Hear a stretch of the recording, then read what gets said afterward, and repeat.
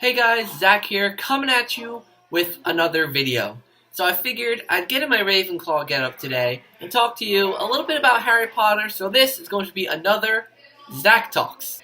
Harry Potter, I just wanted to talk about Harry Potter and how it's influenced my life, because I've written multiple papers in college so far about Harry Potter and how it's influenced me as a human being.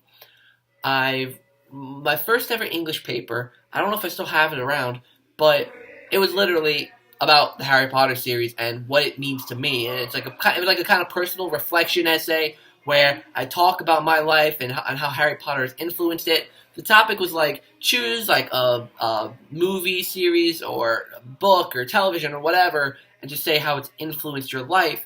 And obviously, I picked Harry Potter because it's played such a huge role in my life, and I am very happy with it. I got an A on the paper. I got perfect. I got a perfect score. So obviously, it's a testament to how much Harry Potter actually means to me, and I really loved it. And the latest paper I've written, I actually am handing it in tomorrow as my final English essay. Is about J.K. Rowling as an author and a human being, and how influential and inspirational she is for, like, with her story, with her writing, with everything. And I'm definitely, hopefully, going to get an A on that one too. But nevertheless, it was a research paper, and I got to research more on J.K. Rowling and learn more about her life, and it was so interesting to see more than just Harry Potter within J.K. Rowling. So, my whole life, I've loved Harry Potter. More recently, have I become, like, a more super fan, because you guys know I'm crazy for Harry Potter, but, I've never really had that passion or maybe, like, from, like, 2 years back. That's when I started to really love Harry Potter again, because, like, at one point, I felt like I've outgrown it, but then at the same time, I'm like, you can't outgrow Harry Potter if you're a huge fan. And I got back into it.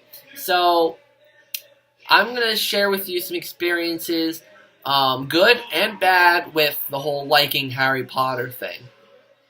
I'm going to start off with the bad, because, I mean, every being part of a quote-unquote fandom has its bad sides to it. It has its, you know, has its parts where you're like, oh, I don't like being part of it. And the only thing that deters me from it is some people just make fun of nerds. And that I've been subjected to my whole entire life, so I shouldn't feel anything new. But, like, when someone I know or someone I love watches me in a YouTube video where I'm wearing a Harry Potter robe and holding a wand, they're just like, okay, that kid's a little bit too obsessed. But at the same time, I'm just like, I don't care. It's what I love. You can go around wearing band shirts and hanging up band posters and all that stuff, so why can't I do the same with Harry Potter? It's just another interest that someone else likes that's not yourself. So you gotta be respectful to what other people like, which is kind of like how the world today isn't respectful of other people's, ethnicities and religions and all that shit. It just sucks, and it's the same exact thing for fandoms and what people like when it comes to bands, movies, books, whatever. And it's really unfortunate because the thing with Harry Potter is it's such a big thing, especially like now with the Cursed Child coming out, with Fantastic Beasts and Where to Find Them coming out, with the news that Harry Potter and the Cursed Child might probably come into Broadway in 2018. When I heard that news that Cursed Child might be coming to Broadway, I was like, yes. I mean, I'd rather see it in England because, limey accents, real limey accents. But at the same time, I'm just like, it's in America, it's more convenient. It's in freaking New York, I'm in New York, convenience. And money, saving money. But at the end of the day, there's no better time to be a Harry Potter fan than right now. There isn't. Because we are getting everything. In 2011, when I watched Harry Potter and the Deathly Hallows Part 2 in theaters, I cried at the end. Because I was like, Like, they played that familiar music that we hear in the first movie, that Hedwig's theme at the credits, and that really struck me in the feels. I was like, that's it. There's no more Harry Potter. It's over. It's all a memory. Which, in a sense, it kind of is. But with this new Fantastic Beasts and Where to Find Them content, it's like J.K. Rowling just wants to give us more. And I'm like, that's fucking great. And there are so many people who complain about how many Harry Potter movies there are, yet I can bet you any amount of money, a lot of them are Star Wars fans. And in the main series, they have 7 at the moment, with an 8th one coming out. Then there's that Rogue one that came out this year. So you have more Star Wars movies than Harry Potter movies. And I'm not counting Fantastic Beasts, because that's a whole different entity. So I think it's just stupid that people, especially people who are like Star Wars fans or Star Trek fans, things of that nature, say Harry Potter has too many movies. And don't even get me started on the Fast and Furious fans. If Fast and Furious fans say shit, then I don't know what else to say. But nevertheless, Harry Potter fans, in my opinion, we are pretty spoiled. We get a lot from J.K. Rowling. Like, as much as like Star Wars fans get. Star Trek gets no attention at all, nearly. As much as Doctor Who fans get, Harry Potter fans get so much attention. And I love it. It's personally amazing. You can walk into almost any store and find something Harry Potter related. I can go to Target and find something Harry Potter related. Hot Topic Harry Potter related. Just anywhere. And it's like, it's amazing how much stuff there is out there. And how much stuff people actually make by hand. Like wands and time turners and necklaces and bracelets and rings. And they sell them. And it's just really cool how big Harry Potter has become, because personally, to me, it's the best story I've ever read. And I've actually read quite a few stories. Harry Potter, I don't want to sound too biased, because that's what I'm trying to avoid. I'm trying to be as honest as I can and try to stay away from being biased. But with this, I just can't. The only thing that can deter people off from Harry Potter is sometimes the first 2 movies. Because, as much as I love the first 2 movies, they're slow as fuck at times. So, those first 2 movies they usually turn people off. My stepfather, for instance, he watched the first 2 Harry Potter movies with me when I was pretty young, like 8, 9, 10, somewhere around there. And he was just turned off by how slow the first 2 movies went. He never wanted to watch another Harry Potter movie after that. But the one day, I was sitting in the living room, it was over the summer, or like, early fall or whatever, and I was watching Harry Potter and the Prisoner of Azkaban, the 3rd one. He walked in when there's the whole night bus sequence, and he was amazed. He was like, whoa, this is so cool, what is this? And I'm like, this is Harry Potter. This is what you've been missing out on. And we literally sat in one night and watched all the rest of the movies, except for Order of the Phoenix. Don't know why Freeform didn't have Order of the Phoenix. But nevertheless, we watched Prisoner of Azkaban, Goblet of Fire, Half-Blood Prince, Deathly Hallows Part 1, Deathly Hallows Part 2, one night. And, and he loved it. He was it was like nearly midnight by the time Deathly Hallows Part 1 finished. And, I was kind of ready to get to bed. I was like, oh, we can watch Deathly Hallows Part 2 tomorrow. He's like, no, I want to watch it now. I want to figure out what happens. And I'm not going to say no. So I was like, all right, let's watch Deathly Hallows Part 2. And he just loved it. And I was just like, that's the thing. And I think that, J.K. Rowling has written the most successful franchise in literature history. And it's amazing that it has to be Harry Potter. Because the more money Harry Potter makes means the more content we can get out of it. And you could say that making so much of something will eventually sell out a franchise. But with J.K. Rowling, it's different. Because she actually does things to make things different, if you know what I mean. Like, for example, with Fantastic Beasts and Where to Find Them, she didn't want to just give us another Harry Potter story. She didn't want to give us a story where it's just Harry's parents and we know what happens with them.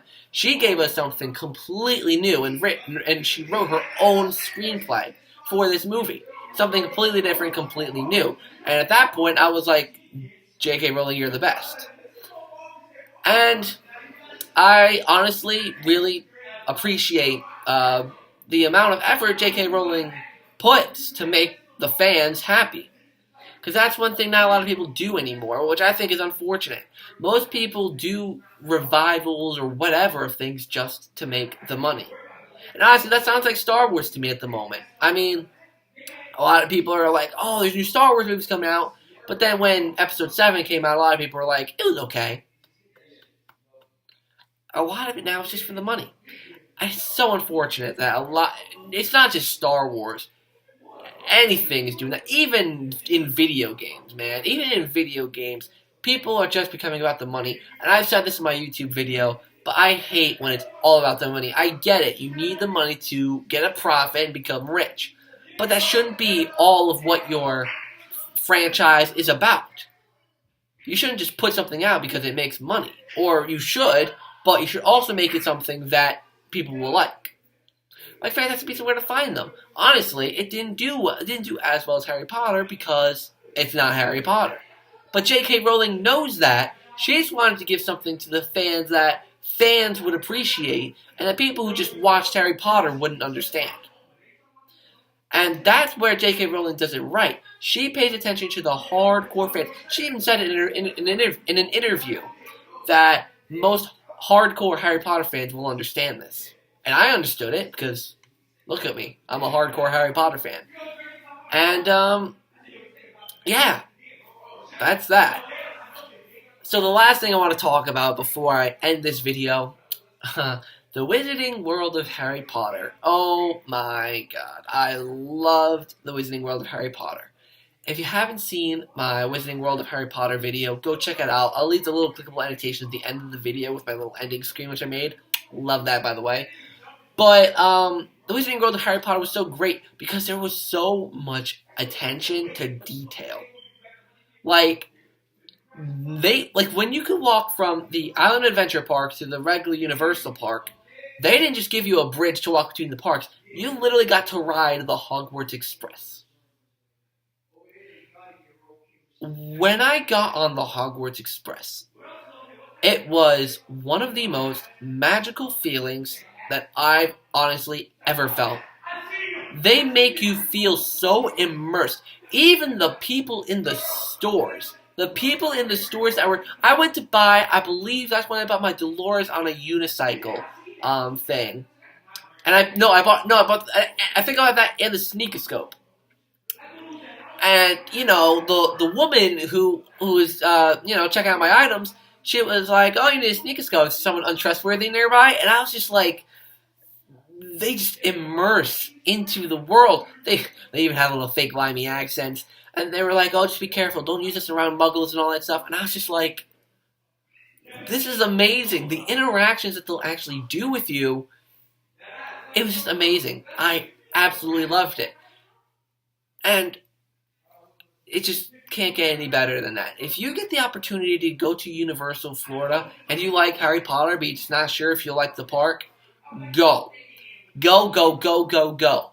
If you want to ride on a ride, don't really go on the Flight of the Hippogriff or the Dragon Challenge. They're good, but they're just typical roller coasters. If you want a good Harry Potter ride, Escape from Gringotts and Hogwarts, Harry Potter and the Forbidden Journey. Those two are where it's at. You're basically, I don't even know if you're on a real ride, but it's like there's screens in front of you and there's a bunch of like the actors and actresses portray their parts, and it's like an interactive ride.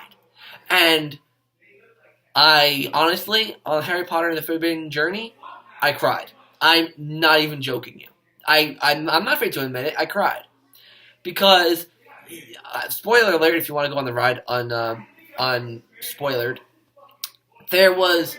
You saw Aragog, you saw the Dementors, you were in the Chamber of Secrets, you went to the Whomping Willow, you were flying in a Quidditch match, and it legit felt like you were flying in the Quidditch match.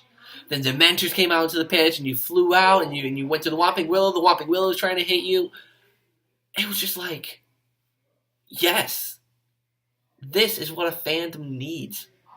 So much stuff like this. I'm honestly going to try and go to Florida again just to do this. some point in my life. I don't care when. I don't know when, but it's gonna happen, and I can't wait. So thank you guys for watching. This video is a lot more about me rambling on about Harry Potter, which I hope you guys don't mind. I've been uploading a lot of gaming content, so I figured it was about time I could do a Harry Potter video again. Yeah, so I hope you guys enjoyed this video.